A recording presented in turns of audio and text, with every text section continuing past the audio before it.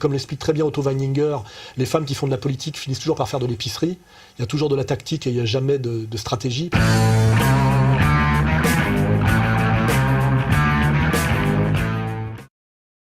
Est-ce que vous considérez aujourd'hui qu'il y a un vrai risque terroriste en France ? Oui, enfin pas aujourd'hui. Je pense depuis longtemps qu'il y a un vrai risque terroriste puisque l'islam radical aujourd'hui s'est propagé, il faut bien le dire, dans un très grand nombre de villes, de quartiers en France, et que notre classe politique est titubante, complètement anesthésiée face à des dangers qui sont pourtant bien réels.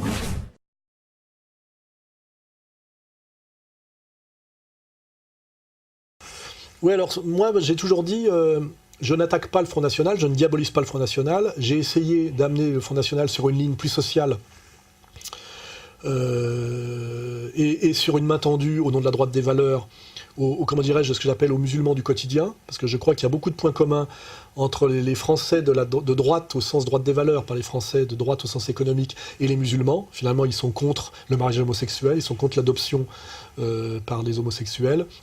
Les musulmans que je fréquente, effectivement, quand c'est un islam authentique, c'est éviter les pièges comment dirais-je, de SOS racisme, hein, c'est-à-dire de l'anti-français haineux, baratin sur la colonisation. En fait, c'était une voie vers l'assimilation, je l'ai toujours dit. Hein. C'était la médiation nécessaire pour l'assimilation, le passage par la fierté et les valeurs musulmanes, c'est comme ça que je l'analyse sociologiquement et ça me paraît très valable. Je rappelle d'ailleurs que les salafistes qu'on nous montre du doigt aujourd'hui comme de dangereux terroristes qui sont des rappeurs, je rappelle qu'à l'époque, Jack Lang et le ministère de la Culture a financé le développement du rap. Oui, bonjour Jack Lang.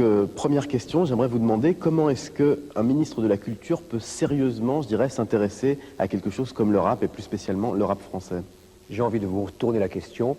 Comment est-il imaginable qu'un ministre de la Culture ne soit pas attentif à un mouvement aussi vivant? Et via Skyrock, le développement du rap systématiquement haineux, anti-flic et anti-français, et il y a systématiquement mis sur la touche les rappeurs qui avaient une conscience par rapport à la question palestinienne, ou les rappeurs qui tendaient la main au peuple français. Hein, donc il y a eu une fabrication de ce rap haineux doublement. On a fabriqué un rap haineux anti-français. La France est une gare, c'est on s'est fait trahir le système. Voilà ce qui nous pousse à les haïr. La haine, c'est ce qui rend nos propos vulgaires. On nique la France sous une tendance de musique populaire. Et après, on a fabriqué un rap haineux anti-français, comment dirais-je, néo-salafiste.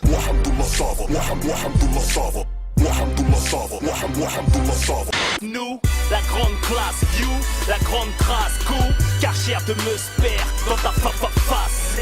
Une prise de batte pour la street quand je baise une keuf sur la lead. Mets toi à 4 pattes que je brûle ta cellulite. Je vais te dire un truc, moi je suis un musulman et moi y a personne qui me raquette. Parce que nous, les musulmans, avant de mourir, on shahad. On dit ashhadu la ilaha illallah wa ashhadu anna Muhammad rasulullah. Ça veut dire je témoigne qu'il n'est de Dieu que Dieu et que Mohammed est son messager. Défonce les fils de pute qui m'aiment pas. En moi, il y a du Mohammed et du Temba. Par exemple, le vendredi, je vais à la mosquée, je suis en tenue traditionnelle et je suis avec mes potes, on fait la prière ensemble, on fait des doigts, on demande à Dieu qu'il nous pardonne. Et le samedi soir prochain, je revois ces mêmes personnes en boîte et on peut finir à l'hôtel dimanche ensemble à baiser des meufs. Et c'est comme ça, tu vois, c'est la jeunesse. C'est une fabrication du pouvoir, hein. Voilà, il y a des rappeurs pro-français, pro-palestiniens qui m'envoient des messages tous les jours. Quand on n'est pas content, ses neveux sont des gauchistes. Ils ne voient pas qu'ils sont déjà capitalistes. Et cons et tristes comme une campagne antiraciste.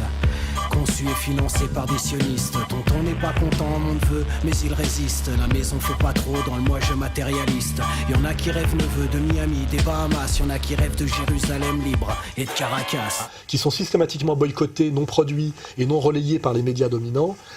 Et finalement, ce salafisme fucking et ces islamo-racailles sont la double création, effectivement, du politique français à travers le rap.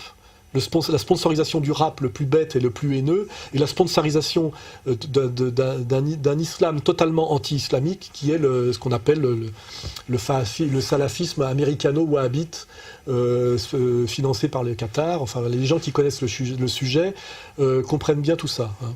Donc effectivement, J'espérais que Marine Le Pen, qui a pris une très bonne voie sur la question sociale, et qui montre bien que le problème, c'est la mondialisation et la soumission à ce que j'appelle la banque, donc comprendre l'Empire. En donnant les clés de la maison France aux banques et aux marchés financiers, la gauche et la droite ont laissé le pouvoir à une véritable dictature des banques et des marchés financiers.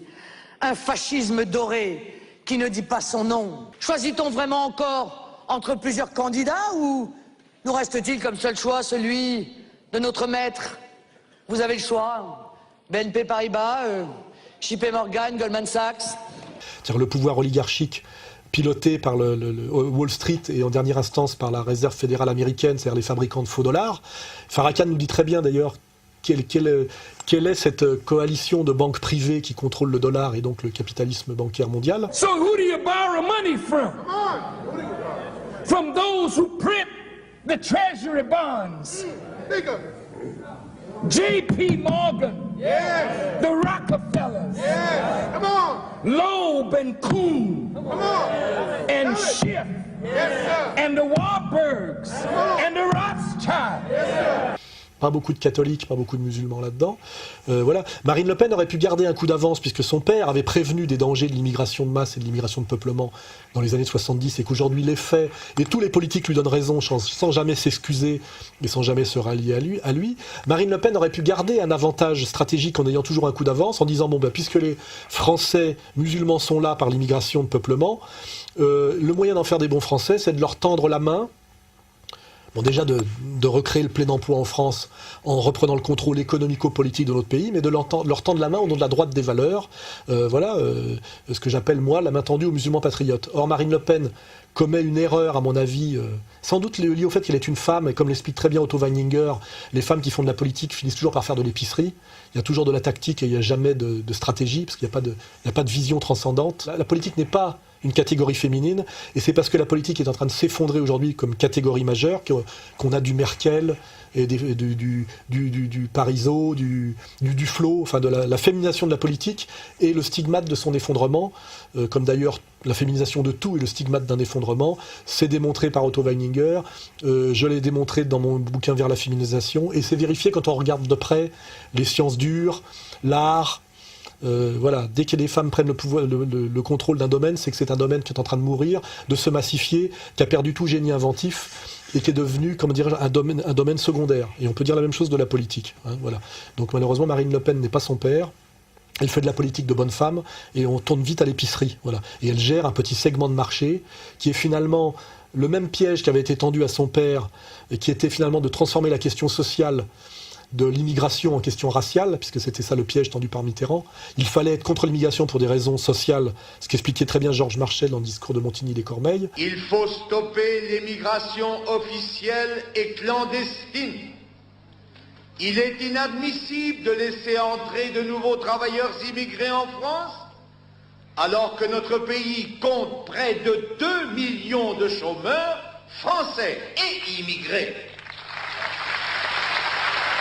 Et finalement, on avait fait monter le Front National pour transformer une question raciale, une question sociale de gauche en question raciale de droite. Et ça a été le piège tendu au Front National. Malheureusement, Le Pen a eu un peu de mal à s'en sortir. Et finalement, la fille fait la même chose, malheureusement. C'est-à-dire la question sociale qui devrait amener à la solidarité du petit peuple français mis au chômage de force, et ça va être aggravé par la règle d'or, à finalement les monter les uns contre les autres par la question de l'islam, en confondant volontairement islamisme radical et islam du quotidien, en confondant chiisme et sunnisme. On dirait que Marine Le Pen a des mauvais conseillers et qu'elle ne connaît rien à la question musulmane. Elle fait des amalgames qui finalement aujourd'hui sont assez faciles à voir, puisque l'État français aujourd'hui sponsorise l'islamisme radical en Syrie. La France donne de l'aide qui passe grosso modo par cette frontière turque. Il y a très souvent la présence de diplomates français là-bas pour faciliter la chose. C'est carrément du liquide qui passe, mais bon, on garde des reçus. 3 millions d'euros environ ont été déboursés à ce jour. Et puis, bon, pour parler un peu de cette réunion de soutien, là vous voyez les gens qui parlent avec Laurent Fabius, ce sont donc ces maires des comités locaux révolutionnaires. Et en même temps, elle dit que c'est le pire danger pour la France. Alors que les petits poseurs de bombes à marmite couscoussière de l'épicerie halal, de l'épicerie cachère, excuse-moi, c'est la même chose, c'est les mêmes derrière qui vendent les deux trucs, de l'épicerie cachère de Sarcelles, ce sont les mêmes qui vont faire le djihad contre Assad et qu'on sponsorise et qu'on encadre militairement à Alep et à Damas. Il faudrait se poser la question d'ailleurs de savoir que si les mêmes, ceux qui les encadrent à Damas, les encadrent pas aussi finalement à Sarcelles, hein, parce que c'est les mêmes. Hein. Il suffit de demander l'avis du chirurgien français qui est revenu dégoûté après avoir soigné ce qu'il croyait être l'armée libre. Des djihadistes venus de l'étranger ont rejoint la rébellion et ne veulent pas être filmés.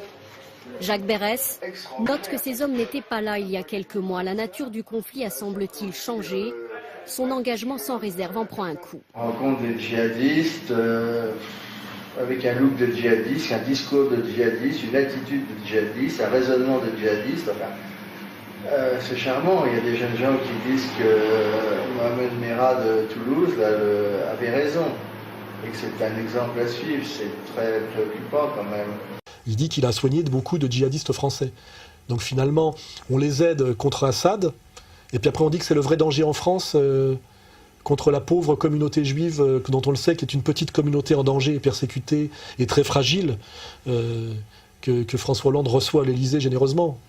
Richard Prasquet du CRIF, Joël Mergui du Consistoire et d'autres représentants de la communauté juive sont attendus par François Hollande. Une rencontre qui va durer près d'1 heure. À la sortie, ils se disent rassurés. Les mesures de sécurité aux abords des lieux de culte vont être renforcées. Au dîner du CRIF, c'est l'inverse. Hein. C'est Hollande qui vient la tête baissée être reçu par ce qu'il y a au-dessus de l'Élysée. Donc voilà, mascarade complète. Donc Marine Le Pen, pour revenir, a très bien les moyens de comprendre la complexité de la question musulmane et de ne pas confondre effectivement le musulman du quotidien, qui est quelqu'un de droite des valeurs et dont le destin est normalement de voter Front National, et l'islamisme radical, qui est une production du Parti Socialiste, aidé par les éducateurs trotskistes et l'idéologie libertaire de Charlie Hebdo. Avec derrière des gens qui ne sont pas